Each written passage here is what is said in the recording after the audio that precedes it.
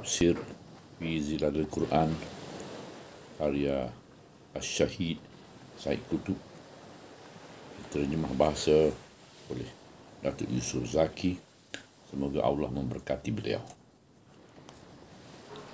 Surah Al-Qadar, surah Malam Keagungan, surah yang ke-97.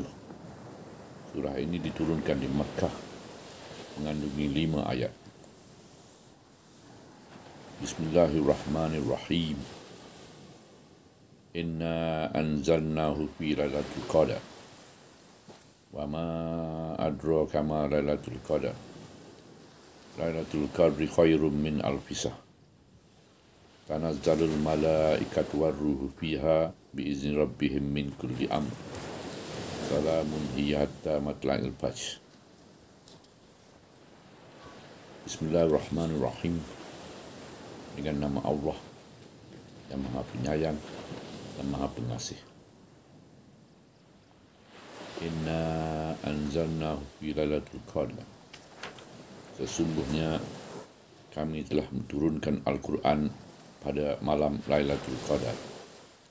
Wa ma adraka ma Lailatul Qadar. Tahukah engkau apakah malam Lailatul Qadar itu? Lailatul Qadri khairum min alfi shahr. Malam Lailatul Qadar itu lebih baik dari 1000 bulan. Tanazzalul malaikatu warruhu fiha biizni rabbihim min kulli amr. Pada malam itu, para malaikat dan Ruh Jibril turun dengan perintah Tuhan mereka kerana membawa segala urusan yang telah diputuskan oleh Allah. Salamun hiya hatta matla'il fajr. Sejahteralah malam itu hingga fajar menyingsing. Pembicaraan dalam surah ini adalah mengenai malam bersejarah yang dijanjikan Allah dan disambut oleh seluruh alam dengan penuh gembira, iaitu malam perhubungan mutlak di antara bumi dan alam di Al-Mal'ul A'la. Malam permulaannya turunnya Al-Quran pada hati Nabi Muhammad SAW. Malam peristiwa agung yang belum pernah disaksikan bumi, seumpamanya baik dari segi kebesaran dan maknanya maupun dari segi kesan-kesannya dalam kehidupan seluruh manusia, iaitu kebesaran yang tidak dapat diliputi oleh fikiran manusia. Inna anzalnahu fi lailatul qadar. Sesungguhnya kami telah turunkan Al-Quran pada malam Lailatul Qadar. Wa ma adraka ma Lailatul Qadar. Tahukah engkau apakah malam Lailatul Qadar itu? Lailatul Qadri khairum min alfi shahr. Malam Lailatul Qadar itu lebih baik dari 1000 bulan.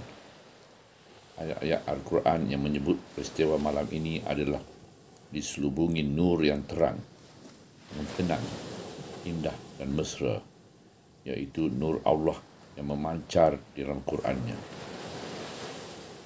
Inna anzalnahu fi lailatul qadar. Sesungguhnya kami telah turunkan Al-Quran pada malam Lailatul Qadar, dan nur para malaikat dan ruh yang berulang-alik sepanjang malam itu di antara bumi dan langit. Tanazzalul malaikatu warruhu fiha biizni rabbihim min kulli amr. Pada malam itu, para malaikat dan Jibril turun dengan perintah Tuhan mereka kerana membawa urusan perkara yang telah diputuskan oleh Allah. Juga nur cahaya fajar menyingsing yang disebut oleh ayat-ayat Al-Quran selaras dengan cahaya wahyu, cahaya malaikat dan ruh kesejahteraan yang menyelubungi alam dan ruh-ruh yang menyerapinya. Salamun hiya hatta matla'il fajr. Sejahteralah malam itu hingga fajar menyingsing. Malam yang diperkatakan oleh surah itu ialah malam yang diterangkan dalam surah Ad-Dukhan.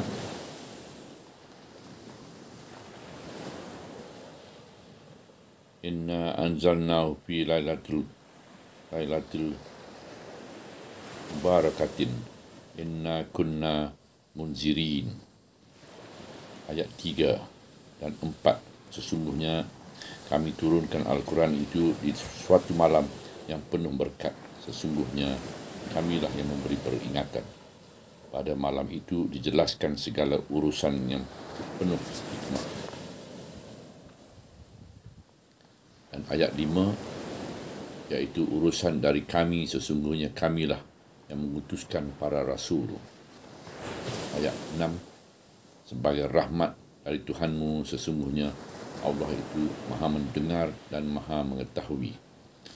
Iaitu ayat 1 hingga 6 dari surah Ad-Dukhan. Yang dikenali umum malam itu ialah satu malam dari malam-malam bulan Ramadan sebagaimana telah dijelaskan dalam surah Al-Baqarah ayat 185,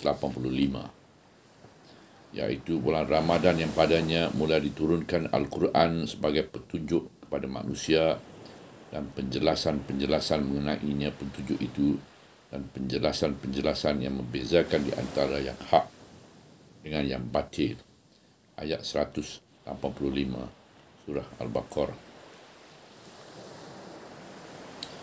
Ya, ini pada malam itulah mula diturunkan Al-Quran kepada Rasulullah SAW untuk disampaikan kepada manusia. Menurut riwayat Ibnu Ishaq, wahyu pertama itulah permulaan surah Al-Alaq adalah diturunkan dalam bulan Ramadan semasa Rasulullah SAW beribadat di dalam Gua Hira. Di sana terdapat berbagai-bagai riwayat yang menentukan malam itu. Setengah riwayat menentukan pada malam 27 Ramadan. Setengah pula menentukan pada malam 21 Ramadan. Dan ada pula yang menentukannya pada salah satu malam dari 10 malam terakhir bulan Ramadan. Dan setengah riwayat mengumumkan pada mana-mana malam di bulan Ramadan semuanya. Kalau bagaimanapun, malam itu adalah tetap salah satu malam dari malam-malam di bulan Ramadan mengikut riwayat yang arjah. Malam itu dinamakan Lailatul Qadar atau malam Al-Qadar. Al-Qadar di sini mungkin dimaksud dengan makna takdir dan takbir. Lailatul Qadar bererti malam takdir dan takbir, atau malam penentuan dan penyusunan takbir ilahi. Dan mungkin pula dimaksudkan dengan Lailatul Qadar itu ialah malam yang amat tinggi nilai dan darjatnya atau malam keagungan. Kedua-dua makna itu sesuai belaka dengan peristiwa malam yang amat teragung itu, iaitu peristiwa nuzul Al-Quran atau turunnya wahyu dan risalah dari Allah. Kerana tidak ada peristiwa-peristiwa malam yang lebih besar dari malam ini dan yang lebih bermakna dari malam ini dalam perancangan dan penyusunan takbir ilahi terhadap kehidupan para hamba-Nya. Ia merupakan satu malam yang lebih baik dari 1000 malam.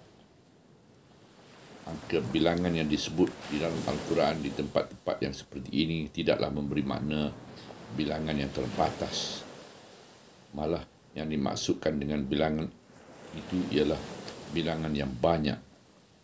Malam Lailatul Qadar adalah lebih baik dari ribuan malam dalam hidup manusia.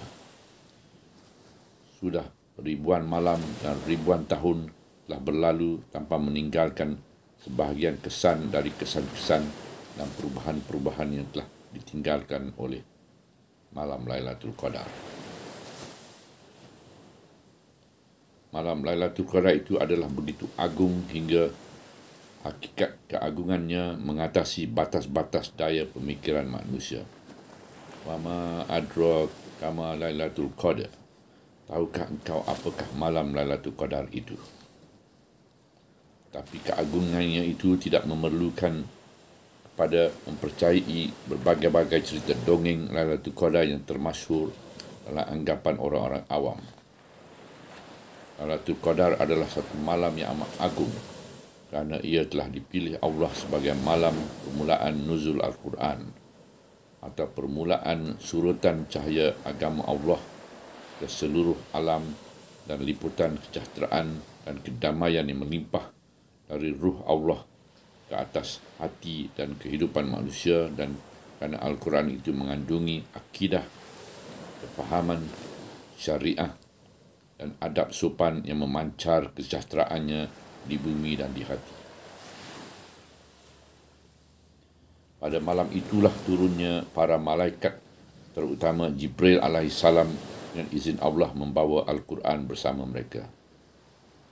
Mereka berhamburan di antara langit dan bumi dalam tamasya alam yang agung yang digambarkan oleh ayat-ayat surah ini dalam gambaran yang menarik.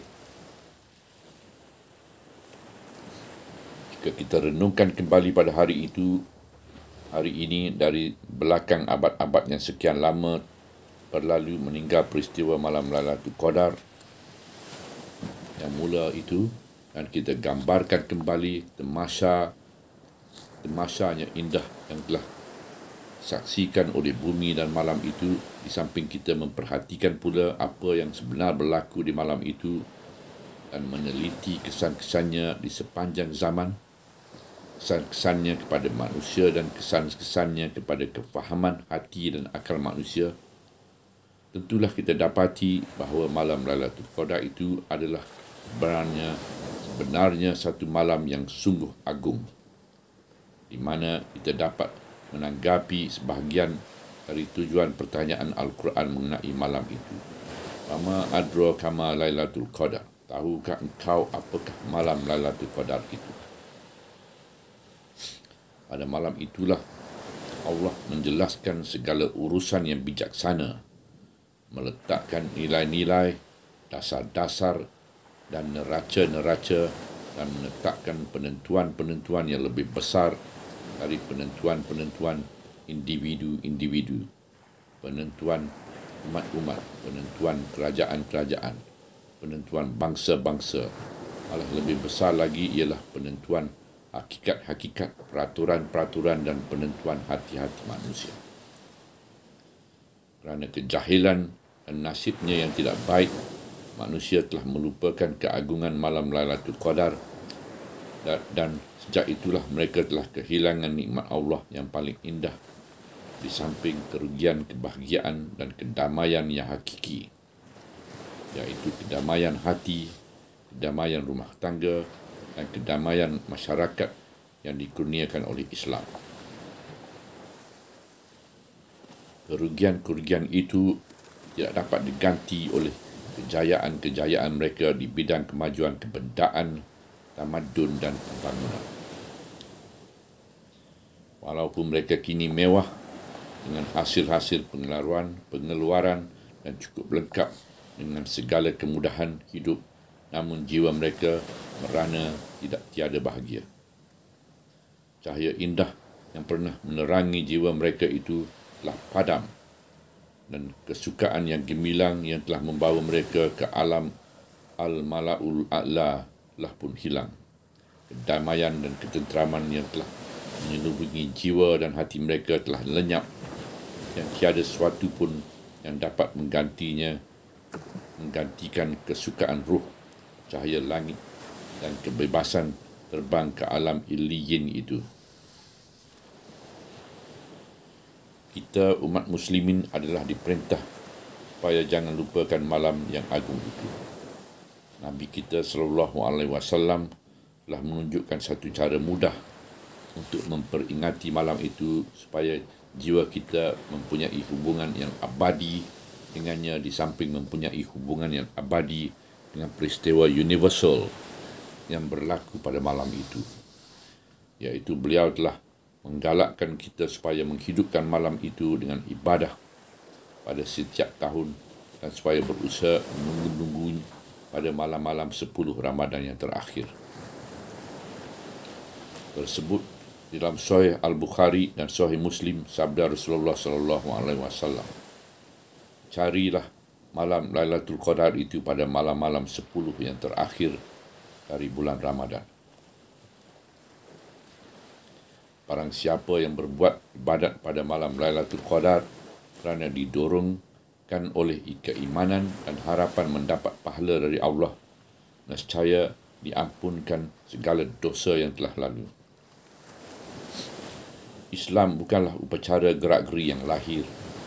Kerana itulah Rasulullah SAW menegaskan supaya amal ibadat yang dilakukan pada malam itu hendaklah dikerjakan dengan hati yang penuh keimanan dan harapan mendapatkan pahala dari Allah, agar ibadat itu benar-benar memperingati atau menghidupkan tujuan-tujuan agung malam itu dan benar-benar ikhlas kerana Allah.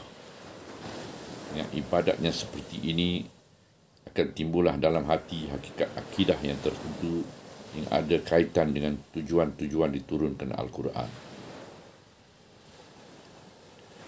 Cara pendidikan Islam ialah menghubungkan ibadah dengan hakikat-hakikat akidah di dalam hati.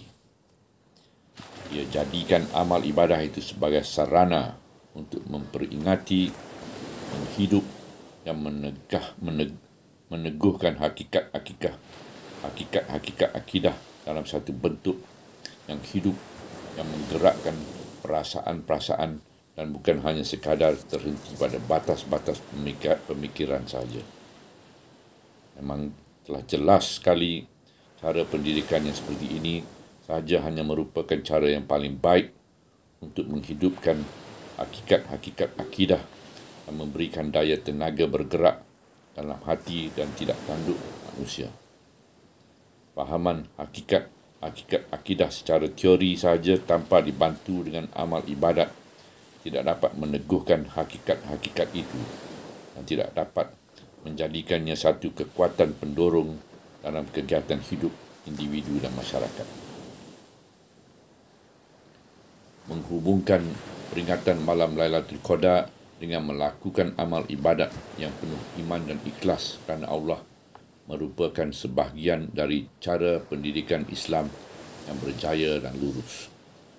Subhanallah, walhamdulillah, wala ilaha illallah, wallahu akbar, wala hawla wala quwata illa billahil aliyyil azim, wala hawla wala quwata illa billahil aliyyil azim, wala hawla wala quwata illa billahil aliyyil azim.